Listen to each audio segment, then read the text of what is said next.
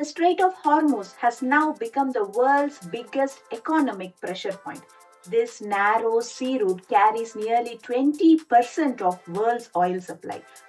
But after the Iran conflict escalated, shipping movement through this Strait of Hormuz slowed dramatically, with several tankers stuck, rerouted, or avoiding the region completely. Global powers are now racing to prevent a total shutdown.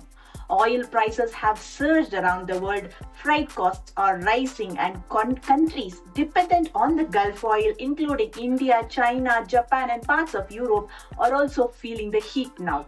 The fear of closure has shaken stock markets and has increased inflation worries worldwide. The situation remains extremely tense. Military patrols, blocked routes, drone threats, and naval standoff have turned the Strait of Hormuz into a global flashpoint. What happens in this tiny waterway is now directly deciding fuel prices, trade costs, and economic stability across the planet. In this video, we'll look at how major global economies are being affected due to this conflict. Hi, hello, vanakkam, namaskar. Welcome to POV World from Bharat YouTube channel, World Through Bharat's Lens. The Strait of Hormuz lies between Oman and Iran. It is 20 miles wide at its narrowest point, with the shipping lanes just 2 miles wide in either direction. This location of the strait makes it a crucial choke point for oil deliveries from OPEC countries, mainly the Gulf states. And more importantly, options to bypass this strait are very limited for the world. Few weeks back, Iran started attacking ships that pass through this Strait of Hormuz as a part of escalating its conflict with US and the Israel. And on May 4, 2026, US President Donald Trump announced Operation Project Freedom. The goal of this Operation Project Freedom was that US naval forces would escort commercial ships and vessels, clear sea mines, stop drone attacks, and also ensure oil tankers could move safely through this Hormuz Strait again. Simply put, US is trying to prevent the global economy from collapsing due to blocked oil supply. But the situation quickly became more complicated than US thought. Iran responded aggressively, increasing control over the strait, deploying small attack boats, drones, and demanding tolls from the ships to pass through their region. Some shipping companies just stopped their operations completely out of fear, and now that Project Freedom is technically paused, several fuel tankers are still stuck, with some rerouted or even avoiding the region completely. And global powers are now racing to prevent a total shutdown. Now, it's time for us to have a look at how major global powers and their citizens are dealing with this current crisis situation. Now, first we look at the United States of America. Petrol prices in America have crossed 4.5 US dollars per gallon, which is the highest level seen in years. And Americans are now feeling this impact in their daily life. For starters, 1 gallon equal to 3.7 liters.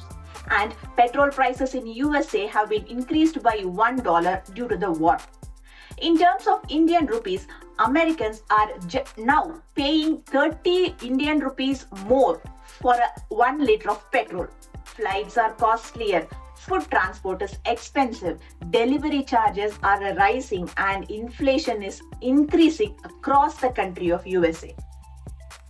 And the US government is using its massive strategic petroleum reserve to calm down the fuel prices and also to avoid panic. President Donald Trump announced plans to temporarily suspend the federal gas tax so as to reduce the petrol price for the consumers, if approved by the Congress. This could slightly lower fuel costs at the pumps. And US Navy's Project Freedom was launched to secure oil tankers and also to keep shipping routes open near the Strait of Hormuz. Next, we'll have a look at the United Kingdom. Across the UK too, fuel prices have surged sharply. Petrol and diesel costs have increased and pushing up the price of almost everything. UK inflation has already climbed to 3.3%, mainly driven by the biggest jump in fuel prices in more than 3 years. Prime Minister Keir Starmer has increased military deployments in the Gulf region so as to help protect the shipping routes and also prevent a total shutdown of oil movement through Hormuz Strait.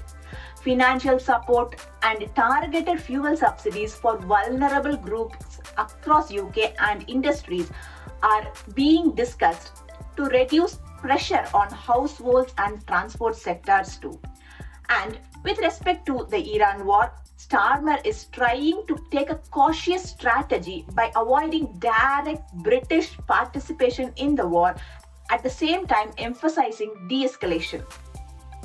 Next is France.